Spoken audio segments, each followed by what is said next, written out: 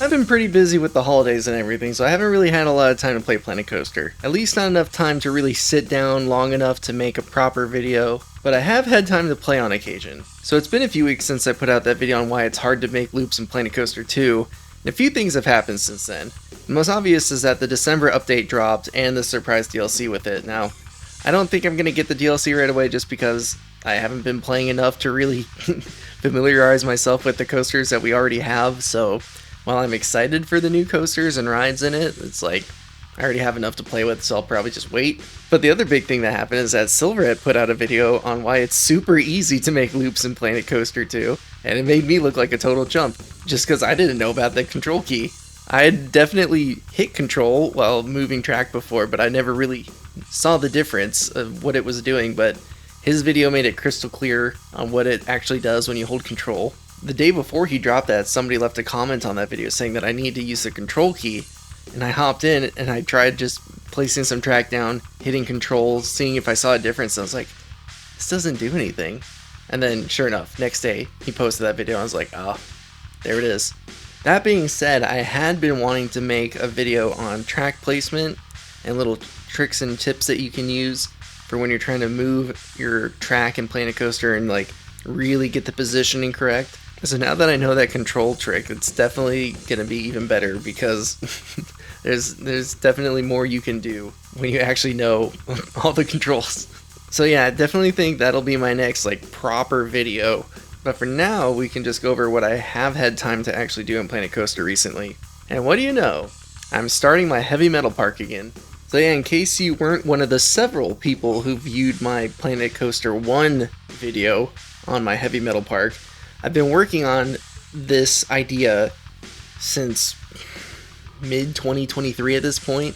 But yeah, it's pretty straightforward. It's a heavy metal theme park centered around heavy metal, but most importantly, the history of heavy metal. So the park's going to be divided into 5 sections, each representing one of the first 5 decades of heavy metal history, and the rides and attractions for that area are going to represent vaguely 5-10 years-ish after that decade or each song that gets featured, because I want it to kind of feel like the park grew as heavy metal history was being made and people were kind of figuring out, okay, this band, this genre ended up being really important for this decade.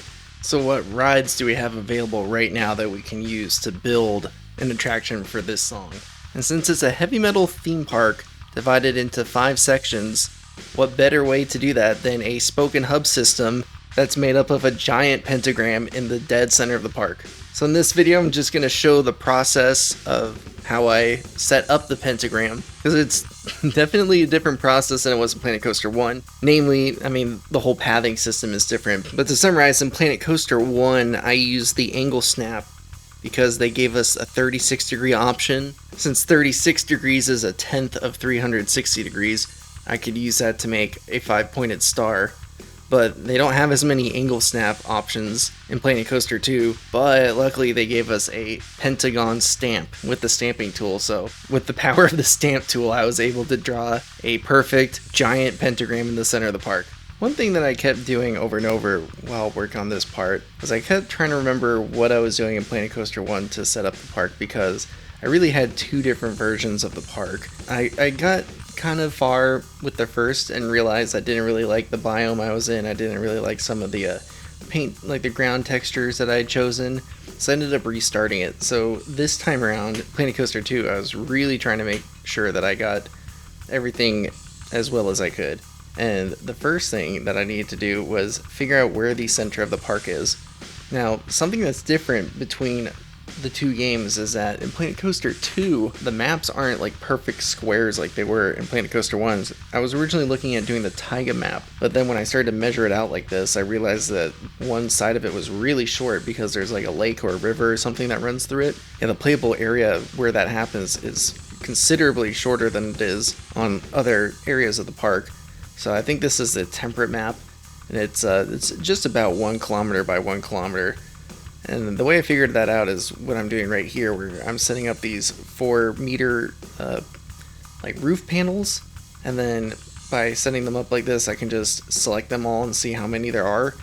And then doing that, I could figure out which one is the center pretty easily, and I painted that one red.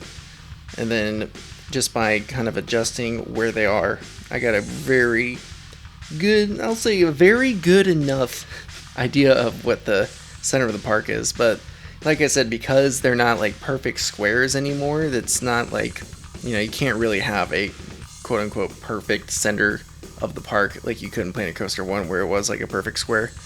So I made sure it was good, but I had to keep in my mind that, okay, it's never going to be like as perfect. And one of the nice features in Planet Coaster 2 now is that it shows you how far you've dragged something. So if I drag it all the way to one side until it won't let me move it anymore, place it there, and then drag it back, it'll tell me exactly how far I moved it. So then I just had to divide that by 2, and that's how I decided where the official center of the park is going to be. And that's what this red tile in the middle represents. That's the dead center. So then basically what you're going to see happen throughout this video is I'm going to be coming up with better and better ways to be more and more precise. So I do a lot of things over and over. Like right here is when I first started trying to figure out how I'm going to really figure out how to center this pentagon. And I was also just trying to remember what I did in Planet Coaster 1. So one of the things that I ended up doing was, in Planet Coaster 1, I had to just use, essentially drawing lines and the angle snap at 36 degrees, but this is just like an entirely different ball game. Because I couldn't do 36 degrees, I had to do everything off this pentagon in the center of the park. So I was really trying to make sure I got this pentagram, or this pentagon, as centered as possible. I'm gonna keep calling it a pentagram this whole time. Just the pentagon that I used to build the rest of the pentagram. So this part, I was kind of bummed because I was hoping I could just copy one of these big lengths of tick marks and move it over and have it connect to the rest of the pentagon like that. But the problem was, as I was moving it, it kept trying to put it underground or up in the air. So that was kind of a bummer that didn't work, because then I had to keep just rebuilding things over and over again. And like I said, I did this several times because I kept not being satisfied with what I was doing. But at this point I was like, okay, that's probably good. Let me find one of those statues of the guests so I can throw it down and get a sense of scale. So it took me a while to find them because I was looking for peeps, I think, or statues. But yeah, I ended up searching for stone and I found them. So once I had those in place, I was like, okay, let's kind of see what we're working with here.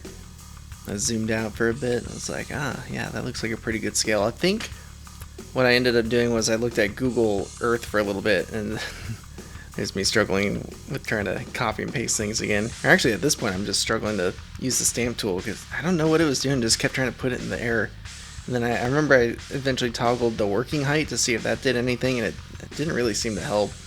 So I just realized that I had to be zoomed in close enough. I couldn't get like a real big bird's eye view and just stamp, because I would just keep trying to put it way in the air and it wouldn't actually connect. But eventually I got it, I think. But then, like I said, I'm going to delete all this in a few minutes anyway, so like, who cares? But I think what I ended up doing to decide on the scale of how big I wanted this pentagram to be was I looked at Google Earth and measured out the size of the distance between the local amphitheater here in Phoenix, which is currently named Auction Pavilion, or at least I think that's what it's still called. It's been several different names over the last 15 years or so that I've been going there.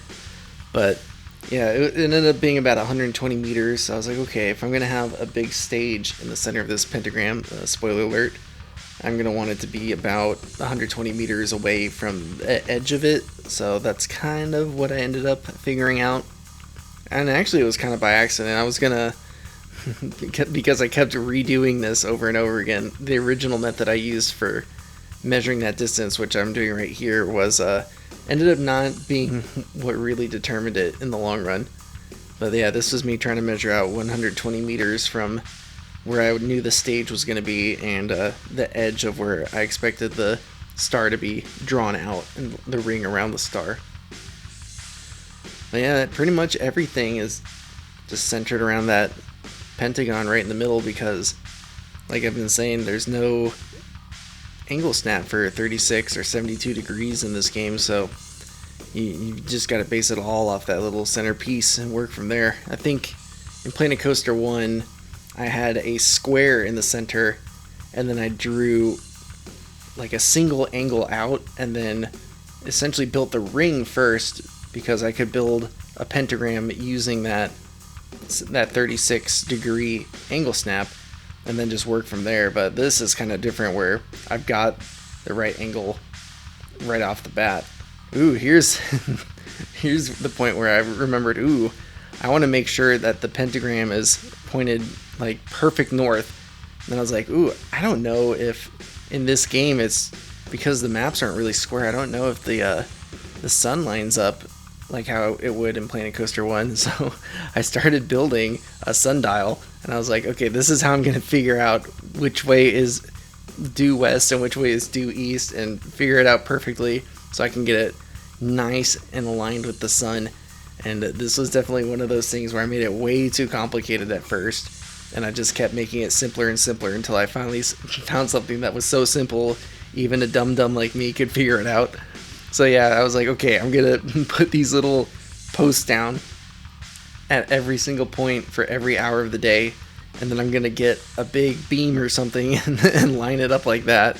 So I was working with these like scaffold structure things, and the whole time I was thinking, man, there's gotta be something better than this piece I could use, but whatever, I'll just use it. I've got it already. I'm like struggling to align it. So it's kind of funny watching it back, knowing like what I ended up doing.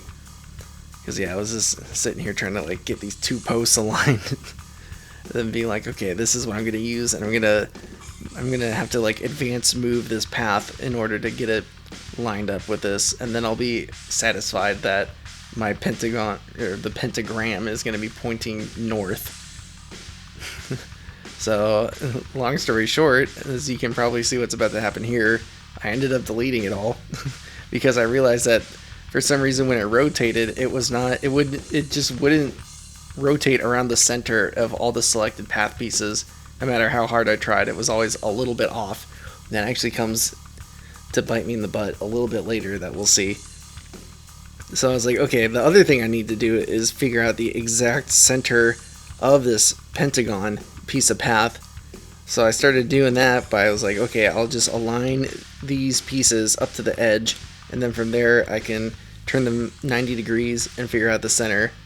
I was like, that was me getting caught by that angle snap not staying snapped again, just like my path video. But yeah, I don't know why I just was grabbing random things that looked straight enough and being like, okay, I'll use these.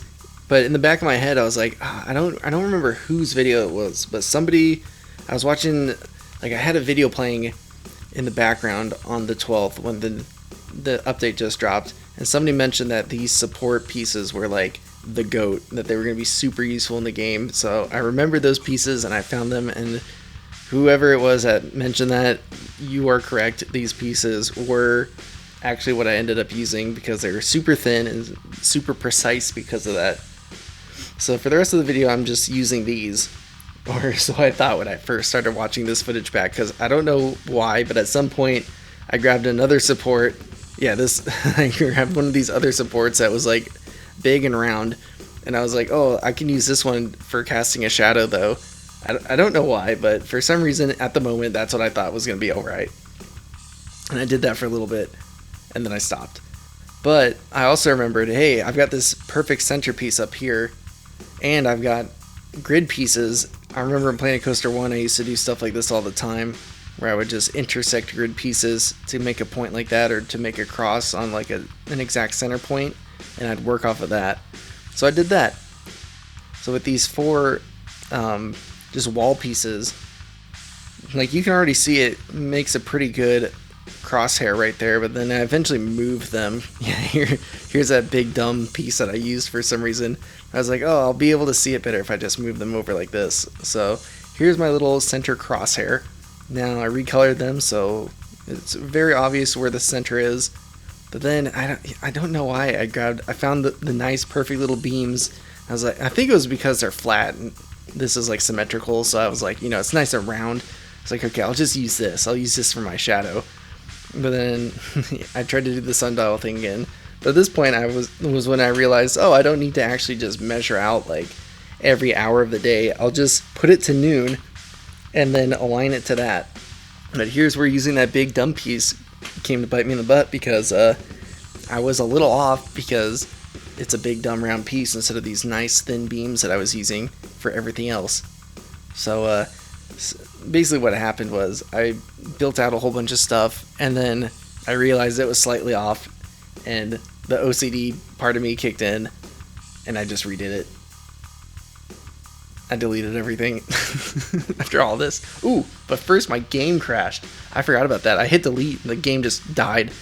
So then I recorded off screen for a while, and I finally realized the flaws in my ways of using the big round pieces, and I started using just the planks. And that's actually what ended up working, because I just aligned it with the shadow very well.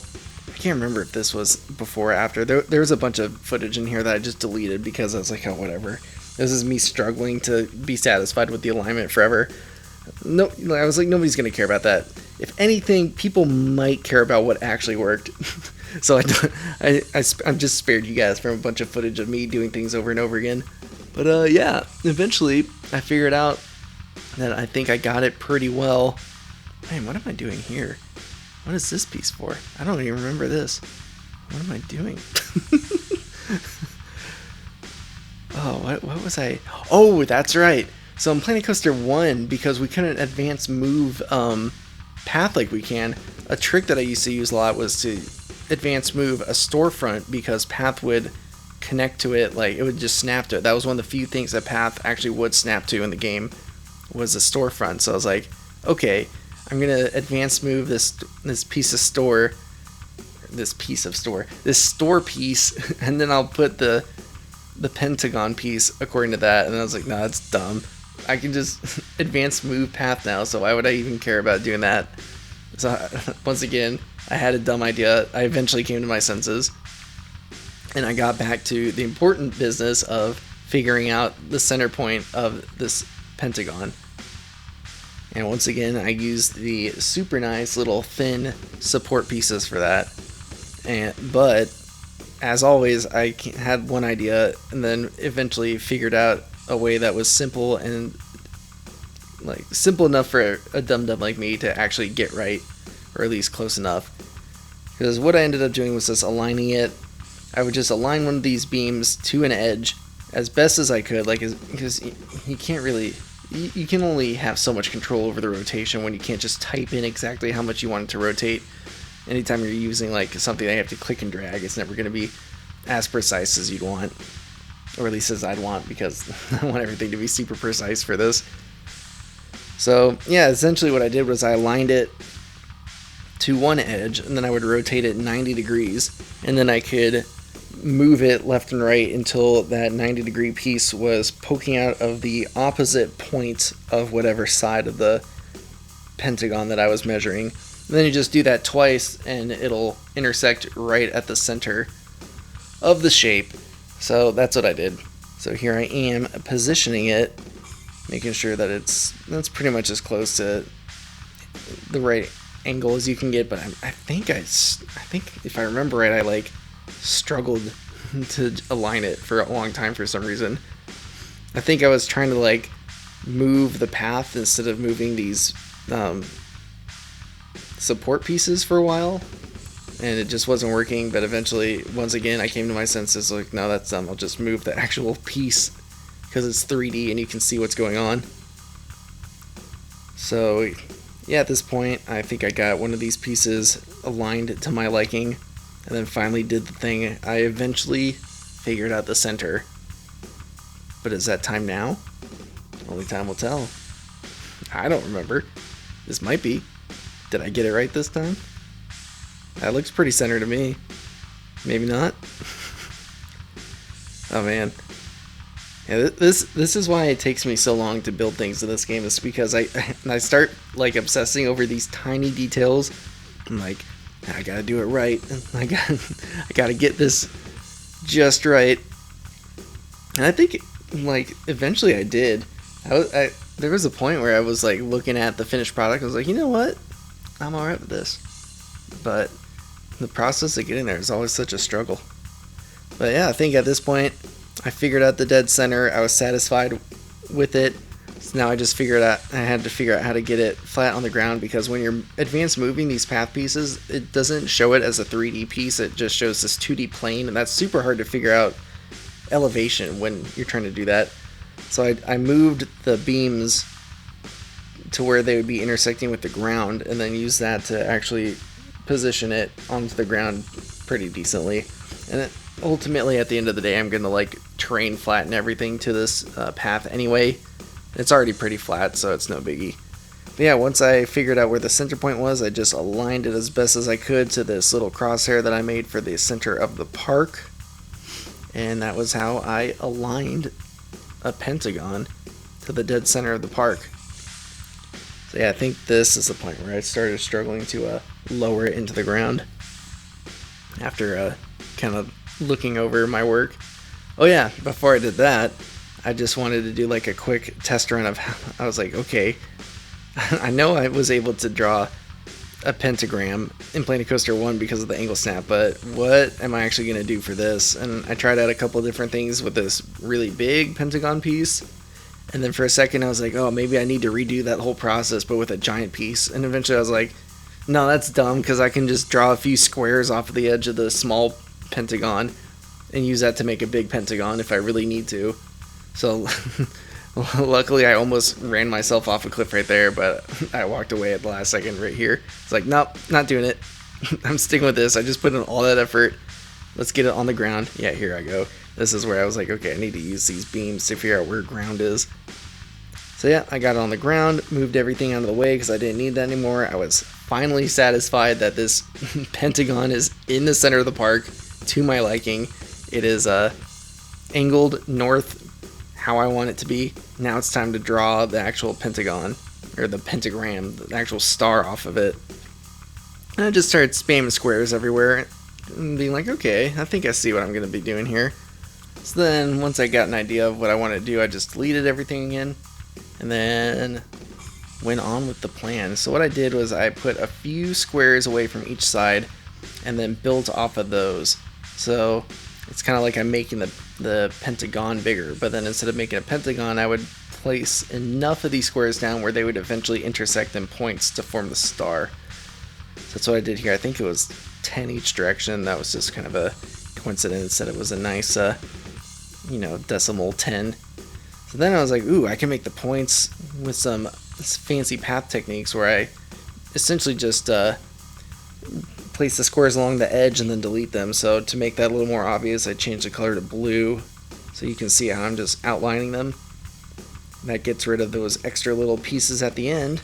And you just got to go back and delete all your blue, and you're left with a nice crisp star. It was at this point, I think, when I saw this and I was like, oh yeah, this is going to be so much better than it was in Planet Coaster 1, because in Planet Coaster 1 it was like, sure, the angles are correct, but you couldn't really get like nice points like that. You didn't have that much control. There were still like wonky parts where the path would just kind of like turn in weird ways or get lumpy.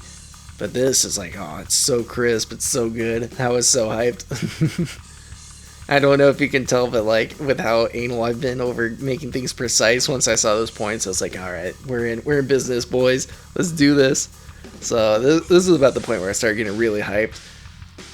So then I was like, okay, each point of the star is going to connect to the path that goes like directly down the center of each decade, which is like each land in the park essentially. So I was like, how wide do I want them to be? It's like, well, I guess I could do 12 meters wide. So that's like a 4-meter path right through the center, and then 2 4-meter paths on either side. And then the next thing I needed to figure out was how am I going to build this circle, because that was kind of step 1 in Planet Coaster 1, was I had to build the circle using the 36-degree angle snap, and then I built the star from the circle and where it intersected at those angles. But this was different. I didn't know what tool I was going to use. I had some ideas. I think at first I was like, okay, I'll just draw a line and then maybe I can use the smoothing tool or I can adjust it. It's like, no, that's not going to work.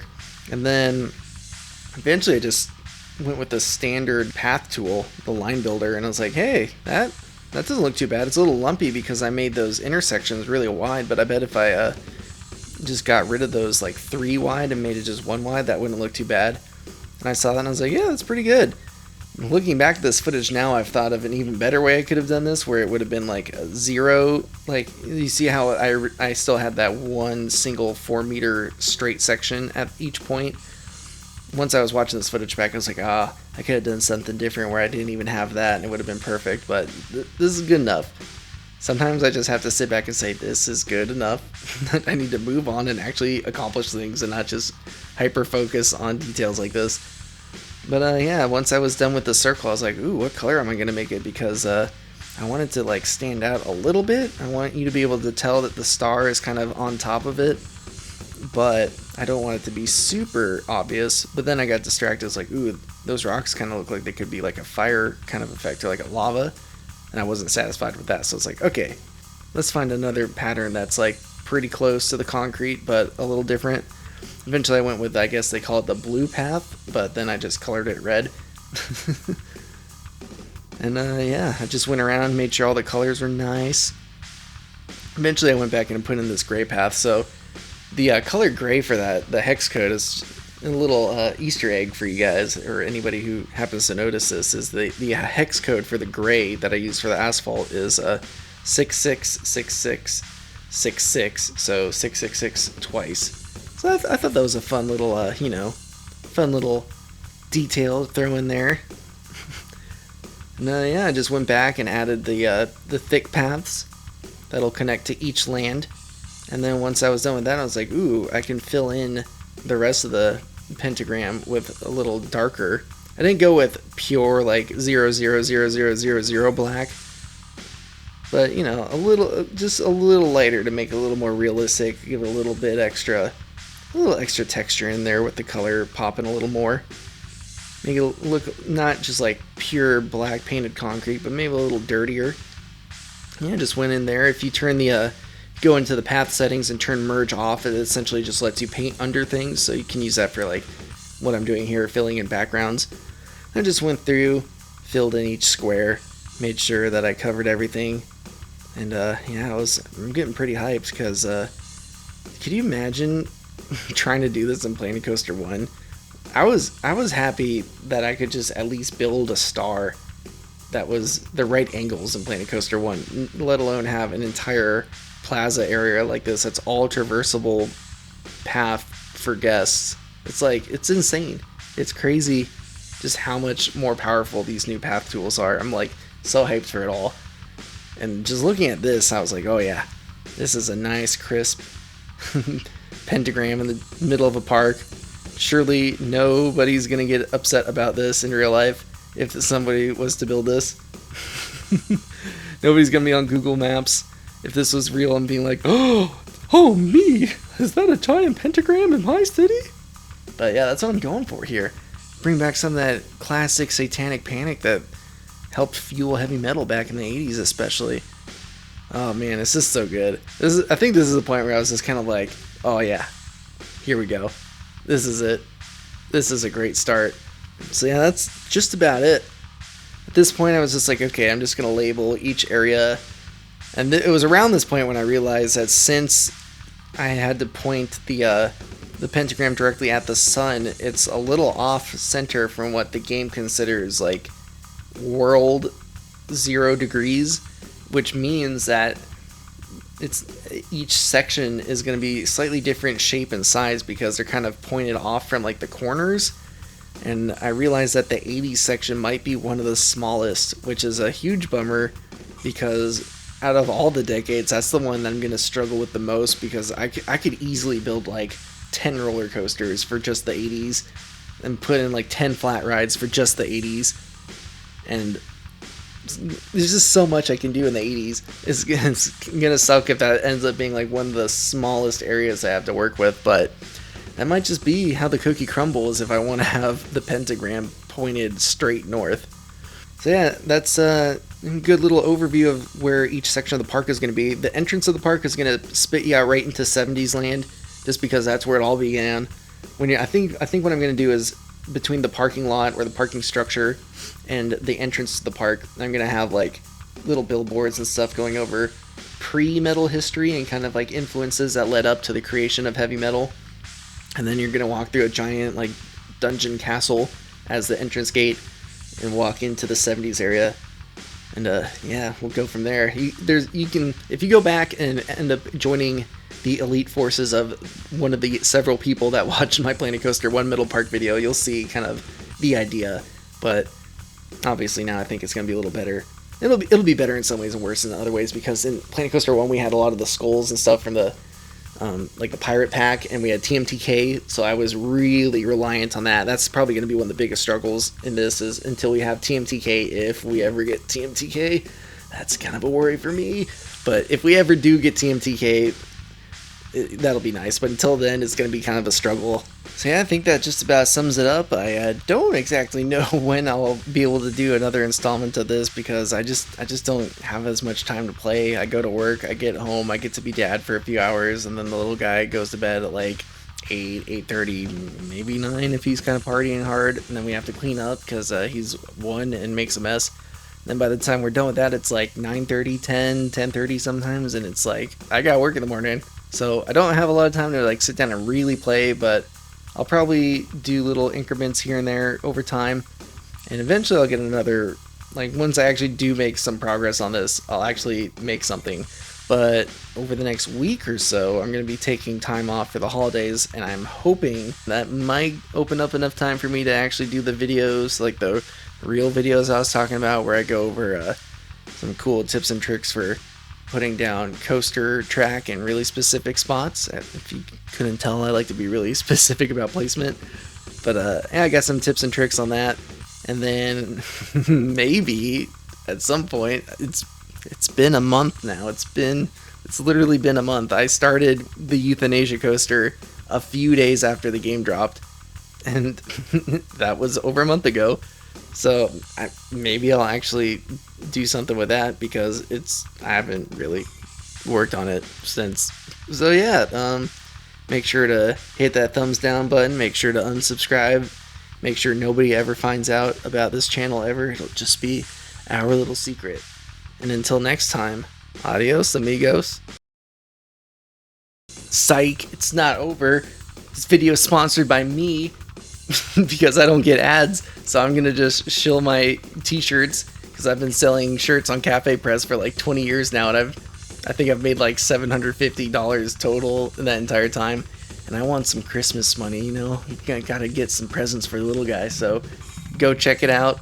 Buy a dumb shirt that I made as a 12-year-old, or maybe a 32-year-old. You never know. I'm still making shirts. Yeah, I've got all sorts of dumb designs. I think my latest is this shareholder value, because, you know, in this these holiday times, we got to remember all this hard work we're putting in. We got to remember who it's really for. It's for the shareholders, guys. So make sure you go pick up your shareholder value shirt and wear it to work. And when people question you, just say, don't worry about it.